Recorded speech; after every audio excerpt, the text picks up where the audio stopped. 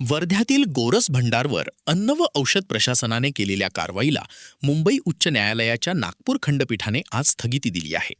न्यायालयाच्या या आदेशामुळे एफडीएच्या कारवाईला तात्पुरती रोक लागली असून संबंधितांना मोठा दिलासा मिळाला आहे.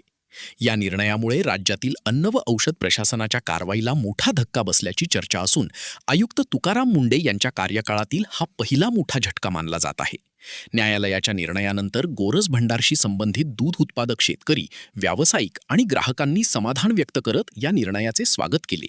न्यायालयाच्या आदेशामुळे संबंधितांमध्ये दिलास्याचे वातावरण निर्माण झाले असून पुढील सुनावणीकडे सर्वांचे लक्ष लागले आहे.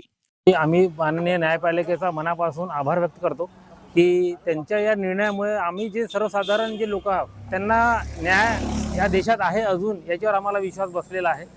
गोरस भंडार ही फक्त काही संस्था म्हणून नाही आहे, ही सहकार चळवळीतला एक भाग आहे. याच्यात आम्ही या संस्थेला काही कमाई व्हावी आणि कमर्शियल माइंडनी कधीच हा काम केलेलं नाही आहे गोरस भंडारने. आणि वर्धेचं हे शान म्हणून एक गोरस भंडार आहे आणि याच्यावर एफडीएने जी बेकायदेशीर कारवाई केली ती हायकोर्टाने आज त्याला हे दिलेलं आहे, आमच्याकडून न्याय दिलेला आहे की त्यांनी कारवाई बेकायदेशीर केलेली आहे. एफडीएचा निकाल म्हणजे कोर्टाने जो आम्हाला निकाल दिलेला आहे तो आमच्या थ्रू लागला, याचा आम्हाला खूप आभार व्यक्त करतो कोर्टाचं, न्यायदेवतेचं. त्याच्यानंतर आम्हाला जो त्रास झाला 1 महिना 7 दिवस, तो इतका त्रास झाला का कधी म्हणजे आम्ही मार्केटचा भाव पाहिला नव्हता, कधी आम्ही 1 लिटर दूध घेऊन मार्केटमध्ये आलो नव्हतो. आज आमची 1 महिना 7 दिवस अशी परिस्थिती झाली का आमचं दूध 20 लिटर कोणी घेत नव्हतं. आमचं पूर्ण दूध वापस जात होतं, त्याच्यानंतर खराब होत होतं. त्याच्यानंतर आमच्या कुटुंबावर एवढी विस्कळीत परिस्थिती आली होती की आम्हाला म्हणजे शाळेच्या मुलाची फी कशी भरायची, मजुराचे पैसे कसे द्यायचे, बियाणं कसं आणायचं.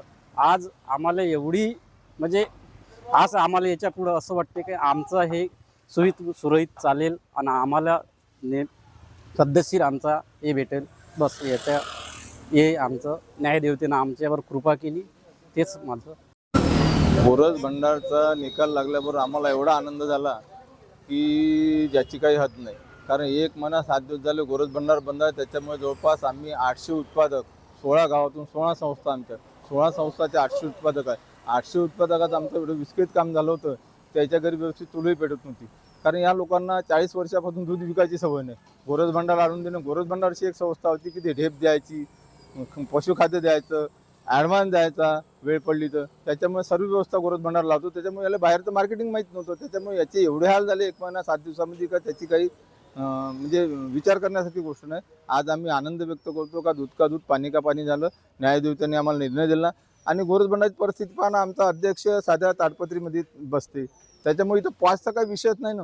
दुधाची विल्हेवाट लावणे, दूध घेणे, त्याच्यावर 2-4 रुपये मार्जिन ठेवणे आणि उत्पादकाला त्याचा मोबदला देणे, या स्तरावर गांधीच्या काळापासून संस्था चालू आहे. एकमेव महाराष्ट्रातली 1 नंबरची संस्था. आमचं संचालक मंडळ चांगलं आहे, आमचा अध्यक्ष चांगला आहे, आमचं नियोजन चांगलं आहे आणि आम्हाला व्यवस्थित भाव भेट होता. आता आम्ही न्यायालयाचं स्वागत करतो.